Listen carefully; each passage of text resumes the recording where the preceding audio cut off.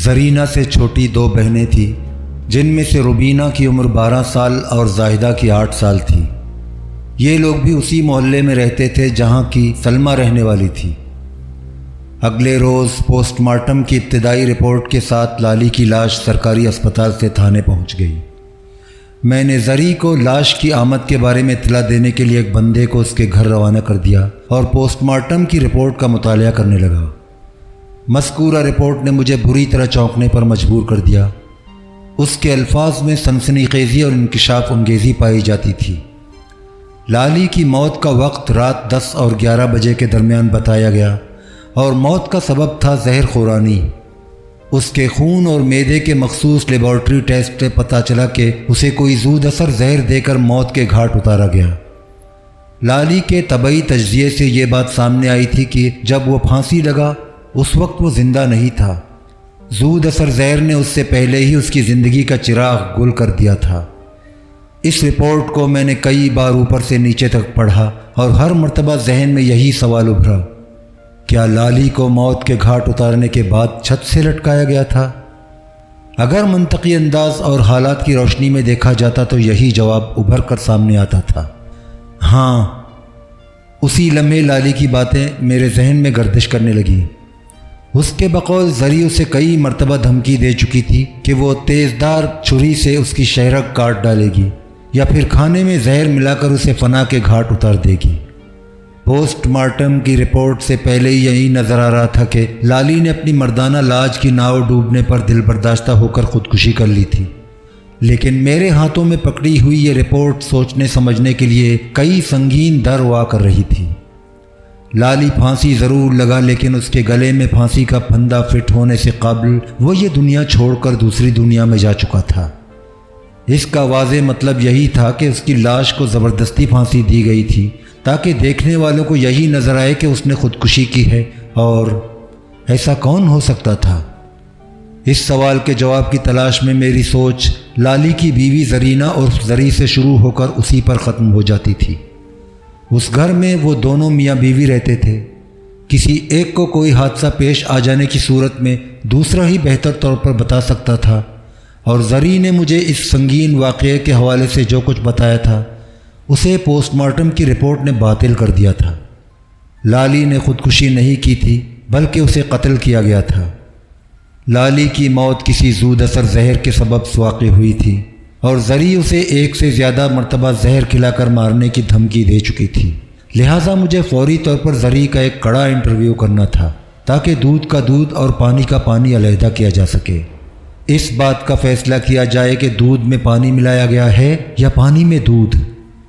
اگر زری ہی نے زہر کھلا کر اپنے شوہر کو موت کے گھاٹ اتارا تھا تو پھر یہ بھی طے تھا کہ وہ اس قتل کی واردات میں اکیلی ملوث نہیں رہی تھی، کوئی اور بھی اس کھیل میں اس کے ساتھ شامل تھا، اور وہ کوئی یقیناً ایک مرد تھا، کیونکہ لالی کو پھانسی پر لٹکانا اکیلی زری کے بس کی بات نہیں تھی۔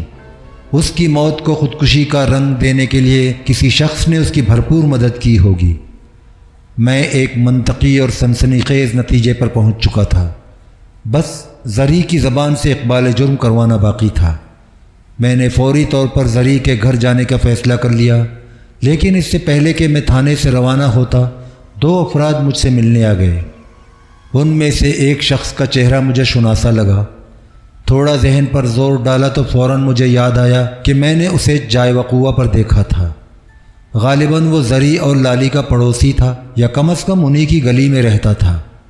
میری مشکل آسان کرتے ہوئے مذکورہ شخص ہی نے تعارف کرایا۔ تھانے دار صاحب، میرا نام یعقوب ماہی ہے، ادھر جیون پور میں میرا بھینسوں کا باڑا ہے اور میں لالی کے پڑوس میں رہتا ہوں۔ لمحے بھر کو توقف کر کے اس نے اپنے ساتھی کی جانب اشارہ کیا اور بتانے لگا، یہ خوشی محمد ہے، زری کا باپ۔ ہم لالی کی لاش لینے آپ کے پاس آئے ہیں۔ آپ تو جانتے ہیں لالی کا اس دنیا میں کوئی نہیں، اس کے کفن دفن کا بندوبست ہمیں ہی تو کرنا ہوگا۔ میں نے اسبات میں گردن ہلائی اور ایک گہرا سانس خارج کرتے ہوئے خوشی محمد سے استفسار کیا، خوشی محمد، تمہاری بیٹی کا کیا حال ہے؟ کچھ نہ پوچھیں تھانے دار صاحب، وہ عرضدہ لہجے میں بولا، بیچاری کا بہت برا حال ہے، اسے تو غش پر غش آ رہے ہیں۔ ابھی بھی میں اسے گھر بے ہوش چھوڑ کر آیا ہوں۔ کون سے گھر؟ میں نے تیز آواز میں استفسار کیا۔ کیا وہ ابھی تک لالی والے گھر میں ہی ہے یا آپ اسے اپنے گھر لے گئے ہیں؟ لالی کی موت کے فوراً بعد میں جائے واردات پر زری سے ایک بھرپور ملاقات کر چکا تھا، اور میں نے اسے ایسا دل گرفتہ یا دکھی نہیں پایا تھا کہ اسے غشی جیسے معاملات سے گزرنا پڑے۔ وہ لالی کے انجام پر پریشان اور ملول ضرور تھی، مگر اسے خود پر مکمل کنٹرول حاصل تھا۔ دور دور تک اس بات کے امکانات دکھائی نہیں دیتے تھے کہ لالی کی جدائی میں اسے بے ہوشی کے دورے پڑنے لگیں گے۔ لہٰذا جب خوشی محمد نے مجھے اس کی کیفیت کے بارے میں بتایا تو میرا ماتھا ٹھنکا، اور میرے اندر سے ایک لہر آواز بن کر ابھری کہ زری جو کچھ کر رہی ہے وہ ایک ڈرامے سے زیادہ کچھ نہیں ہے۔ ان دونوں کی زندگی جس انداز سے گزر رہی تھی وہ اس نوعیت کے جذباتی رد عمل کا تقاضا نہیں کرتی تھی۔ میں اپنے خیالات سے چونک کر خوشی محمد کی طرف دیکھنے لگا۔ وہ میرے سوال کا جواب دے رہا تھا۔ جناب، میری کوشش تو یہی تھی کہ اسے اپنے گھر لے جاؤں، لیکن وہ اپنے گھر سے قدم نکالنے کو تیار نہیں۔ حالانکہ لالی کی موت کے بعد وہاں کچھ بھی نہیں رہا۔ وہ اس ویران گھر میں اکیلی رہ کر کیا کرے گی؟ لیکن وہ ایک ہی ضد پر اڑی ہوئی ہے کہ جب تک اس کی عدت پوری نہیں ہو جاتی وہ اس گھر کو نہیں چھوڑے گی، یا کم از کم لالی کے 40ویں تک وہ ضرور وہاں رہے گی۔ ہم اس کی ضد کے سامنے مجبور ہو گئے، لہٰذا میں نے اس کی دونوں چھوٹی بہنوں روبینہ اور زاہدہ کو بھی اسی کے پاس چھوڑ دیا ہے تاکہ اس کا خیال رکھ سکیں، اس کی دیکھ بھال کر سکیں۔ میں اس سے زیادہ اور کیا کر سکتا ہوں تھانے دار صاحب؟ ٹھیک کہتے ہو خوشی محمد، میں نے تائیدی انداز میں کہا۔ پھر پوچھا، کیا زری اس حالت میں بھی نہیں ہے کہ اس سے بات چیت کی جا سکے؟ نہیں جناب، اس نے دکھی لہجے میں جواب دیا۔ اسے تھوڑی دیر کے لیے ہوش آتا ہے، پھر دوبارہ بے ہوش ہو جاتی ہے۔ یہی سلسلہ کل سے وقفے سے جاری ہے۔ میں گہری سوچ میں ڈوب گیا۔ خوشی محمد نے تشویشناک لہجے میں استفسار کیا، آپ اس سے کوئی خاص بات پوچھنا چاہتے ہیں؟ ہاں، ہیں چند خاص باتیں، میں نے سرسری انداز میں کہا، لیکن یہ باتیں اسی وقت کی جا سکتی ہیں جب وہ مکمل ہوش و حواس میں ہو۔ خوشی محمد کے ساتھ آئے ہوئے لالی کے پڑوسی یعقوب ماہی نے کہا، تھانے دار صاحب، ہمارا پروگرام یہ ہے کہ لالی کی لاش کو عصر اور مغرب کے درمیان سپرد خاک کر دیا جائے، اور اس کے لیے ضروری ہے کہ آپ ابھی لاش ہمارے حوالے کر دیں تاکہ مقررہ وقت سے پہلے تمام تیاریاں مکمل کر لی جائیں۔ میں نے چند لمحات تک موجودہ صورتحال کے مختلف پہلوؤں پر غور کیا، پھر لاش خوشی محمد کے حوالے کرنے کا فیصلہ کر لیا۔ لالی کی تجہیز و تکفین میں رکاوٹ بننا ٹھیک نہیں تھا۔ پوسٹ مارٹم کی رپورٹ کی روشنی میں بعد میں بھی زری سے کڑی تفتیش کر سکتا تھا، اور اگر وہ واقعی اپنے شوہر کے قتل کی سازش کا حصہ تھی تو پھر اس کے ساتھ قرار واقعی سلوک کرنے سے مجھے کوئی بھی نہیں روک سکتا تھا۔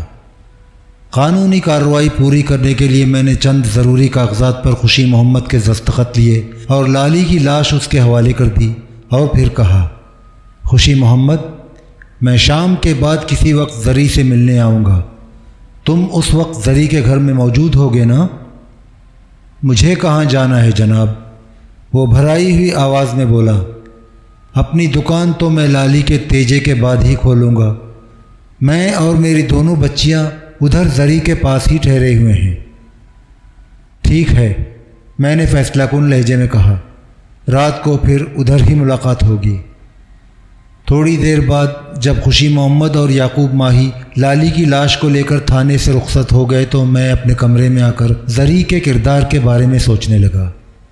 حالات و واقعات کی روشنی میں اس نتیجے پر پہنچا کہ زری سے ملاقات تو رات کو ہوگی، لیکن ابھی اور اسی وقت سے مجھے اس کی خفیہ نگرانی کا انتظام کر لینا چاہیے۔ جب تک اس کی ذات کے حوالے سے میری تسلی نہیں ہو جاتی اسے اپنے گھر سے باہر قدم نہیں نکالنا چاہیے تھا۔ میں نے اپنے اسٹاف کے 2 انتہائی قابل اعتماد اور ہوشیار قسم کے کانسٹیبل کا انتخاب کیا اور انہیں ضروری ہدایت دے کر زری کے گھر کی نگرانی کے لیے روانہ کر دیا۔ انہوں نے سادہ لباس میں رہتے ہوئے زری والے گھر پر کڑی نگاہ رکھنا تھی۔ مذکورہ دونوں کانسٹیبل میرے کئی بار کے آزمائے ہوئے تھے اور نگرانی اور تعقب والے معاملات میں خصوصی مہارت رکھتے تھے۔ مجھے امید تھی کہ بہت جلد ان کی طرف سے کوئی ایسی خبر مل جائے گی جو میرے لیے بہت مفید ثابت ہوتی ہے اور اس کیس کو حل کرنے کا سبب بھی۔ میری پیشہ ورانہ زندگی میں اتنے زیادہ سنگین، سنسنی خیز اور دلچسپ واقعات بھرے ہوئے ہیں کہ ہر بار کہانی شروع کرنے سے پہلے یہ سوچنا پڑتا ہے کہ آج کس واقعے کو موضوع بناؤں۔ ان میں ہر نوعیت اور ہر زاویے کے کیس شامل ہیں۔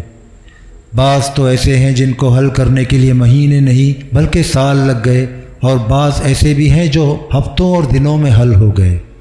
واقعات کچھ اس ترتیب سے پیش آتے گئے کہ اصل مجرم تک رسائی حاصل کرنے کے لیے مجھے پاپڑ بیلنا پڑے، اور نہ ہی ہل بیل کے استعمال کی نوبت آئی۔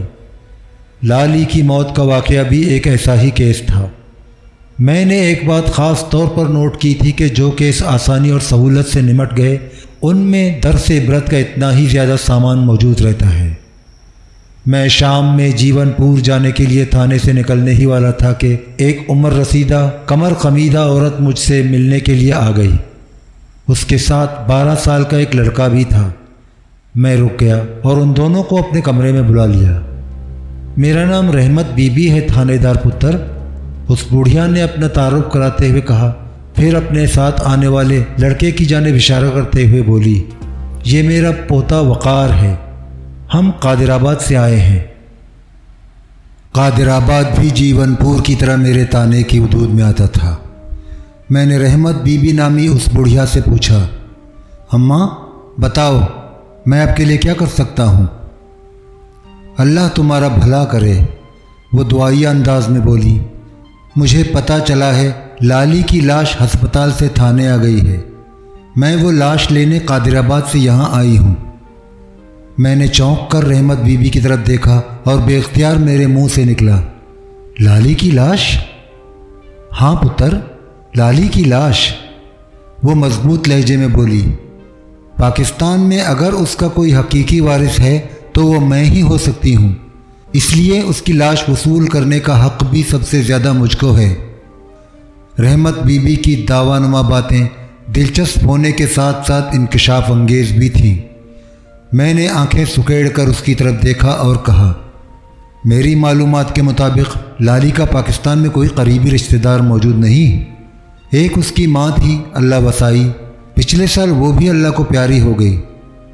میں لمحے بھر کو سانس لینے کے لیے متوقف ہوا، پھر اضافہ کرتے ہوئے پوچھا، اماں آپ لالی کی کیا لگتی ہو؟ میں اس کے رشتے کی خالہ ہوں، وہ بڑے اعتماد سے بولی۔ اللہ وسائی میرے چاچے کی بیٹی تھی اور اس رشتے سے وہ میری بہن ہی لگی نا، اور بہن کا بیٹا لالی میرا بھانجا لگا کہ نہیں؟ اس بات کا فیصلہ تو بعد میں ہوگا کہ آپ اللہ وسائی کی چچیری بہن ہو یا نہیں، اور اس رشتے سے لالی آپ کا بھانجا ہوا کہ نہیں۔ میں نے گہری نظر سے رحمت بی بی کا جائزہ لیتے ہوئے کہا، آپ ذرا یہ بتاؤ کہ جب لالی کی بیوی زندہ ہے تو اس کے ہوتے ہوئے کسی اور کو لالی کی لاش کیسے دی جا سکتی ہے؟ لالی کی لاش پر سب سے زیادہ حق تو زری ہی کا بنتا ہے نا؟ وہ ایک ہاتھ کو ہوا میں نچاتے ہوئے بولی، زری بدبخت اتنی حقدار کیسے ہو گئی؟ اس نے اللہ وسائی اور لالی کو ایک ذرا سکھ نہیں دیا تھا۔ مجھے تو شک ہے کہ اس منحوس نے لالی کے ساتھ بھی وہی کیا ہوگا جو 1 سال پہلے اللہ وسائی کے ساتھ کیا تھا۔ میرے کان کھڑے ہو گئے۔ میں نے اضطراری لہجے میں دریافت کیا، زری نے اپنی ساس کے ساتھ کیا کیا تھا رحمت بی بی؟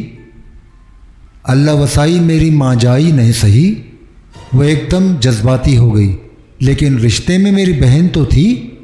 کتنی حسرتناک موت ہوئی تھی اس کی، بیچاری پچھلے سال خون کی الٹیاں کرتے کرتے مری ہے۔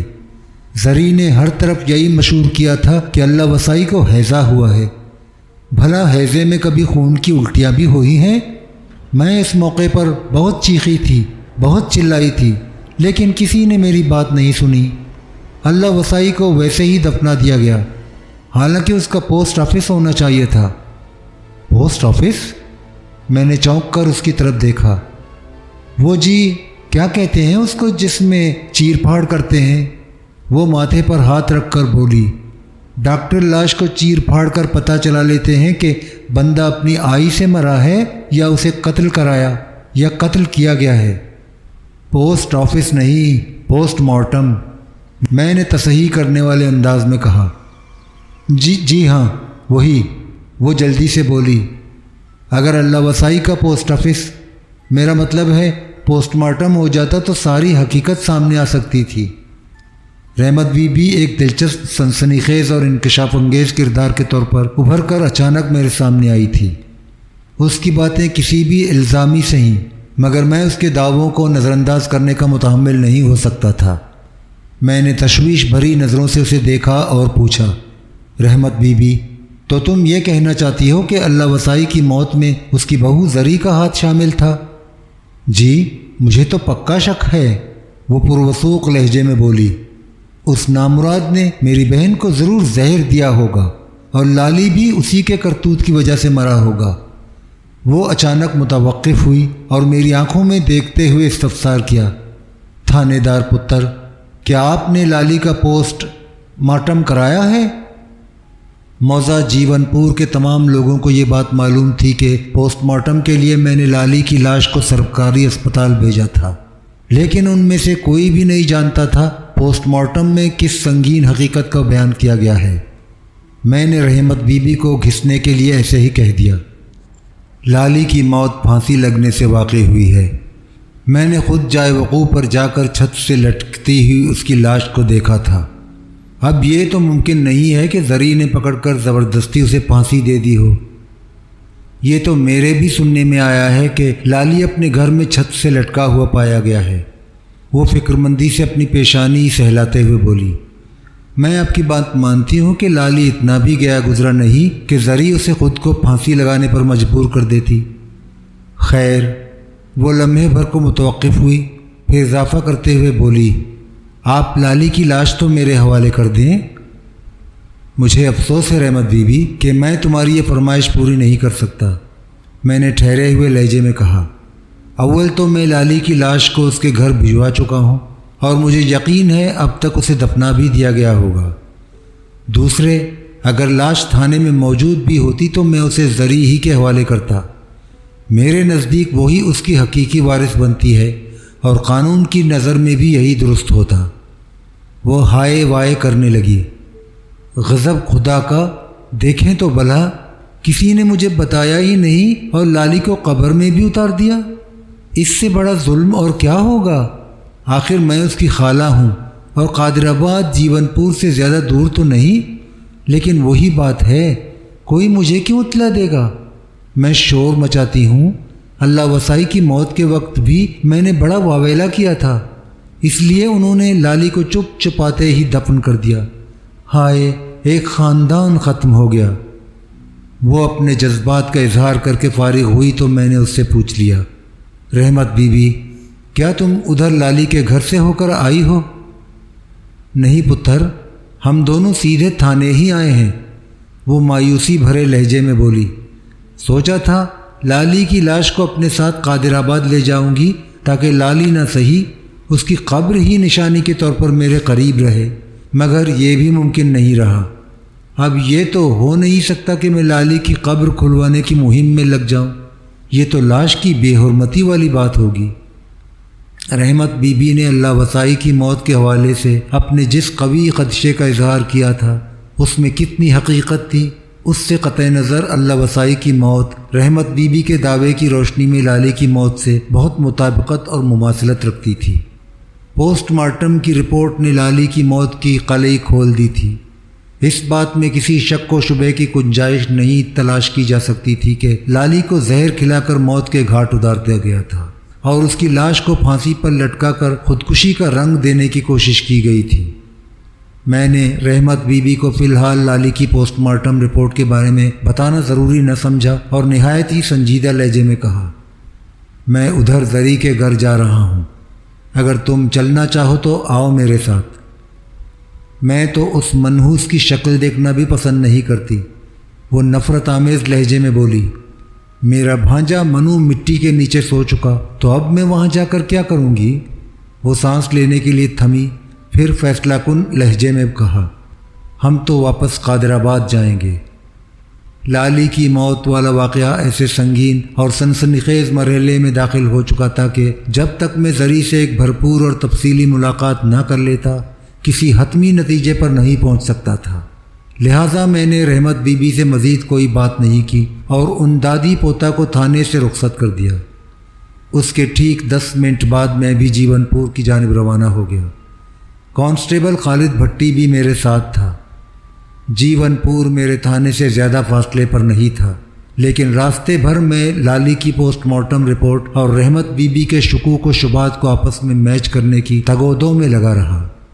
حالات و واقعات اور حقائق و شواہد کی روشنی میں یہ دونوں اموات کسی ایک ہی زنجیر کی کڑیاں نظر آتی تھیں۔ میں نے ذہن میں یہ طے کر لیا کہ اگر زری ہی نے لالی کو زہر دے کر فنا کی وادیوں میں دھکیلا ہے تو پھر اس کام میں کوئی مرد بھی اس کا معاون رہا ہوگا۔ میرے ذہن کا یہ تجزیہ نہایت ہی خوفناک اور سنسنی خیز تھا۔ ہم مسجد والی گلی میں داخل ہوئے تو مجھے سامنے سے اللہ رکھا آتا ہوا دکھائی دیا۔ اللہ رکھا ان 2 کانسٹیبلز میں سے ایک تھا جنہیں میں نے زری کی خفیہ نگرانی پر مامور کر رکھا تھا۔ اس کے ساتھی کانسٹیبل کا نام نبی بخش تھا۔ اللہ رکھا نے بھی مجھے دیکھ لیا تھا، لہٰذا وہ تیزی سے چلتے ہوئے میری جانب بڑھنے لگا۔ اگرچہ اس وقت اندھیرا پھیلنا شروع ہو گیا تھا، لیکن اس کے باوجود بھی میں نے اللہ رکھا کے چہرے اور انداز سے جھلکتی پریشانی کو خاص طور پر نوٹ کر لیا۔ اس کی اضطراری اور اضطرابی چال ہی سب کچھ کھول کر بیان کر رہی تھی۔ وہ میرے نزدیک پہنچا تو میں نے اس سے پوچھا، اللہ رکھا، تم اس طرح افراتفری میں کہاں بھاگے جا رہے ہو؟ سب خیریت تو ہے نا؟ ملک صاحب، میں ایک مشکوک بندے کے تعاقب میں ہوں۔ اس نے گلی کے کونے کی جانب نگاہ دوڑاتے ہوئے جواب دیا، میں تھوڑی دیر میں واپس آ کر آپ کو سب کچھ بتاتا ہوں۔ اگر میں یہاں رک گیا تو وہ بندہ… ٹھیک ہے، تم جاؤ، میں نے اس کی بات پوری ہونے سے پہلے ہی کہہ دیا، اور اپنے ساتھ خالد بھٹی کو بھی لے جاؤ۔ بات ختم کرتے ہی میں نے بھٹی کی سمت بھی اشارہ کر دیا۔ اس نے ایک لمحے کے لیے میرے ہمراہ آنے والے خالد بھٹی کانسٹیبل کی طرف دیکھا اور اس بات میں گردن ہلا دی۔ وہ دونوں جانے لگے تو میں نے اللہ رکھا سے پوچھ لیا، زری تو گھر میں ہے نا؟ جی، وہ اندر ہے، اس نے جواب دیا۔ نبی بخش نے اس گھر پر گہری نظر رکھی ہوئی ہے۔ اتنا وقت اور موقع نہیں تھا کہ میں اللہ رکھا سے اس نامعلوم مشکوک بندے کے بارے میں مزید سوال و جواب کرتا۔ اللہ رکھا کے مبہم انکشاف نے میرے ذہن میں ہلچل مچا دی تھی۔ وہ جس افراتفری میں مذکورہ بندے کے پیچھے گیا تھا، اس سے تو یہی لگتا تھا کہ وہ لالی مرڈر کیس میں بہت زیادہ اہمیت کا حامل ہوگا۔ میں اسی قسم کی سوچ کے ساتھ زری کے گھر پہنچ گیا۔ گھر میں داخل ہونے سے پہلے میں نے نبی بخش کو ایک طرف کھڑے دیکھ لیا تھا۔ اس نے میری جانب بڑھنے کی کوشش کی، لیکن میں نے اسے اشارہ کر کے ایسا کرنے سے روک دیا۔ وہ اجنبی بن کر دوسری سمت دیکھنے لگا تھا۔ زری کا باپ خوشی محمد اس وقت گھر کے اندر موجود تھا۔ اس نے مجھے لے جا کر بیٹھک میں بٹھا دیا اور خود بھی میرے سامنے بیٹھ گیا۔ میں نے ہمدردی بھرے سنجیدہ لہجے میں اس سے پوچھا، لالی کی تدفین وغیرہ خیریت سے ہو گئی؟ جی، ابھی تھوڑی دیر پہلے قبرستان سے آئے ہیں، اس نے جواب دیا۔ زری کی طبیعت اب کیسی ہے؟ اس کی حالت زیادہ اچھی نہیں جناب، وہ تشویشناک لہجے میں بولا۔ اس نے لالی کی موت کا بہت زیادہ اثر لے لیا ہے۔ تھوڑی دیر پہلے ہی اسے ہوش آیا ہے، لیکن گمسم بیٹھی دیوار کو دیکھے جا رہی ہے۔ یہ اچھی خبر ہے کہ وہ اس وقت ہوش میں ہے، میں نے اطمینان بھرے لہجے میں کہا۔ میں اس سے کچھ پوچھنا چاہتا ہوں، بس وہ اس کا جواب دے دے تو میرا کام مکمل ہو جائے گا۔ میں اس علاقے کا تھانہ انچارج ضرور ہوں، لیکن ایسا نہیں کہ میرے اوپر کوئی اور نہ بیٹھا ہو۔ مجھے اپنے علاقہ ایس پی کو ہر غیر معمولی واقعے کی تفصیلی رپورٹ کرنا ہوتی ہے، اور لالی والے معاملے کی رپورٹ ابھی ادھوری ہے۔ میں زری سے چند سوالات کر کے ہی اس رپورٹ کو پورا کر سکتا ہوں، ورنہ خواہ میرا ذہن اس کیس میں اٹکا رہے گا۔ میں اندر جا کر دیکھتا ہوں تھانے دار صاحب۔ خوشی محمد نے گھمبیر صورتحال کو فوراً محسوس کر لیا۔ اگر وہ جاگ رہی ہے تو میں آپ سے اس کی ملاقات کروا دیتا ہوں۔ ٹھیک ہے خوشی محمد، میں تمہارا انتظار کر رہا ہوں، میں نے ٹھہرے ہوئے لہجے میں کہا۔ وہ بیٹھک سے اٹھ کر گھر کے اندرونی حصے کی جانب بڑھ گیا۔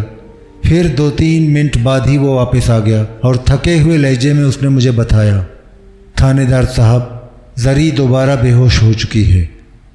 اوہ! میں ایک بوجھل سانس خارج کر کے رہ گیا۔ یہ میرے پیشہ ورانہ تجربے کا کمال تھا یا پھر میری چھٹی حس کا کوئی تنبیہی اشارہ کہ مجھے لگا جیسے اب کی بار زرینہ اپنی مرضی سے بے ہوش ہوئی ہے۔ یہ بات ڈھکی چھپی نہیں تھی کہ میں اس گھر کے اندر موجود تھا۔ صبح میں نے خوشی محمد کو بتا دیا تھا کہ شام کو میں ادھر چکر لگاؤں گا، اور اس وقت میں پولیس یونیفارم میں بھی تھا۔ میری آمد کی اطلاع یقیناً زری کو بھی پہنچ گئی ہوگی۔ خوشی محمد نے مجھے بتایا کہ تھوڑی دیر پہلے وہ ہوش میں تھی، لہٰذا اس زاویے پر سوچا جا سکتا تھا کہ اس گھر میں میری آمد نے زری کو بے ہوش ہونے پر مجبور کر دیا تھا، اور ایسا سوچتے ہوئے یہ شک مزید پختہ ہو جاتا تھا کہ زری بلا واسطہ یا بالواسطہ لالی مرڈر کیس میں ملوث ہے۔ مجھے سوچ میں ڈوبا دیکھ کر خوشی محمد نے پوچھا، تھانے دار صاحب، آپ میری بیٹی سے کیا پوچھنا چاہتے ہیں؟ کیا اس کی جگہ میں آپ کے سوالوں کے جواب نہیں دے سکتا؟ نہیں، میں نے نفی میں گردن ہلاتے ہوئے کہا، وہ سوالات اتنے نازک اور ذاتی نوعیت کے ہیں کہ صرف زری ہی سے پوچھے جا سکتے ہیں، اور وہ بھی بالکل علیحدگی میں۔ وہ الجھن بھری نظروں سے مجھے دیکھنے لگا۔ میں اٹھ کھڑا ہوا اور خوشی محمد سے کہا، خوشی محمد، اپنی بیٹی کا خاص خیال رکھو اور کوشش اس بات کی کرنا کہ اسے ہوش میں آ جائے۔ میں صبح آؤں گا، اس وقت زری کو بالکل حشاش بشاش ہونا چاہیے۔ جی، میں اپنی تئیں پوری کوشش کروں گا، وہ گمبھیر آواز میں بولا۔ میں اس گھر سے باہر نکل آیا۔ مجھے برآمد ہوتے دیکھ کر نبی بخش کے پاؤں میں جنبش ہوئی اور وہ تھوڑا فاصلہ رکھ کر میرے پیچھے چلنے لگا۔ جب میں مسجد والی گلی سے باہر آیا تو نبی بخش میرے قریب پہنچ گیا۔ میں نے اس کی موجودگی کو محسوس کر کے استفساریہ لہجے میں کہا، نبی بخش، تم اس وقت اپنے فرائض سے غفلت برت رہے ہو۔ تمہیں زری اور اس کے گھر کی نگرانی پر مامور کیا گیا ہے۔ تم وہ جگہ چھوڑ کر یہاں کیوں چلے آئے؟ وہ جناب، مجھے آپ کو ایک بندے کے بارے میں بتانا ہے۔ وہ اپنی صفائی میں بولا۔ اللہ رکھا اسی بندے کے پیچھے گیا ہے۔ اس بندے کی حرکتیں کچھ ٹھیک نہیں ہیں۔ تم کس بندے کی بات کر رہے ہو نبی بخش؟ میں نے رک کر اس کی طرف دیکھتے ہوئے پوچھا۔ اس گلی میں ہم دونوں کے سوا اور کوئی کھڑا نظر نہیں آ رہا تھا۔ ویسے بھی اندھیرے کے باعث ہم خاصے محفوظ تھے۔ نبی بخش بھی بہت احتیاط کا مظاہرہ کرتے ہوئے مجھ تک پہنچا تھا، لہٰذا اس مقام پر کھڑے ہونے اور اس کی بات سننے میں کوئی حرج نہیں تھا۔ ہماری گفتگو سے کوئی یہ اندازہ نہیں لگا سکتا تھا کہ نبی بخش سادہ لباس میں پولیس والا ہے اور ایک خاص مقصد کے تحت وہ لالی کے گھر کی نگرانی کر رہا ہے۔ نبی بخش نے میرے سوال کے جواب میں بتایا، ملک صاحب، جب سے ہم اس گھر کی نگرانی کر رہے ہیں، بہت سے لوگوں کو گھر میں آتے جاتے دیکھا ہے۔ ان میں مرد بھی تھے اور عورتیں بھی، اور اکثر عورتوں کے ساتھ بچے بھی۔ یہ ایک نارمل سی بات ہے۔ جس گھر میں مرگ ہو جائے وہاں تعزیت اور پرسے کے لیے لوگ آیا ہی کرتے ہیں، لیکن انہی لوگوں میں ایک بندے نے ہمیں چونکا دیا۔ اس کا نام الطاف معلوم ہوا ہے۔ گھنگریالے بال، صحت مند، لمبا قد، گورا چٹا رنگ اور خاصا وجیح و شکیل ہے یہ شخص۔ عمر کوئی 26-27 سال ہوگی۔ وہ لمحے بھر کے لیے متوقف ہوا، لمبی لمبی سانسیں کھینچ کر اپنے تنفس کو درست کیا، پھر اپنی بات کو آگے بڑھاتے ہوئے انکشاف انگیز لہجے میں بولا، الطاف نامی یہ بندہ 3-4 مرتبہ گھر کے اندر ہو کر آیا۔ اس کے رویے اور انداز سے ہمیں یوں محسوس ہوا جیسے وہ سوگ کے لیے آنے والوں سے کوئی تعلق نہ رکھتا ہو، بلکہ وہ کسی اور مقصد کے لیے وہاں کے پھیرے لگا رہا ہو۔ جب یہ لوگ لالی کی لاش کو دفنانے کے لیے قبرستان لے گئے تھے تو الطاف نے اچھا خاصا وقت اندر گزارا ہے، اور آپ کے آنے سے تھوڑی دیر پہلے وہ گھر سے نکلا ہے۔ دروازے سے جب وہ باہر آیا تو اس کے ہاتھ میں چھوٹی سی پوٹلی تھی۔ گلی میں قدم رکھتے ہی اس نے محتاط نظروں سے دائیں بائیں دیکھا اور مذکورہ پوٹلی کو اپنے نیفے میں اڑف لیا، پھر وہ تیز تیز قدموں سے ایک طرف چلنے لگا۔ ہم ایسے محفوظ گوشے میں کھڑے تھے کہ وہ ہمیں دیکھ نہ سکا، البتہ ہم نے اس کی ایک ایک مشکوک حرکت کو نوٹ کیا ہے۔ ہم دونوں کا مشترکہ خیال ہے کہ وہ بندہ کسی خاص مشن پر ہے، اسی لیے اللہ رکھا اس کے پیچھے گیا ہے تاکہ اس کے کرتوتوں کا جائزہ لیا جا سکے۔ اللہ رکھا سے میری ملاقات گلی میں داخل ہوتے وقت ہو گئی تھی۔ اس لمبی کہانی کے اختتام پر میں نے کہا، جس بندے کا نام تم الطاف بتا رہے ہو وہ اسی کے تعاقب میں گیا ہے، اور میں نے کانسٹیبل خالد بھٹی کو بھی اس کے ہمراہ بھیج دیا ہے۔ مجھے امید ہے وہ لوگ جلد واپس آ جائیں گے۔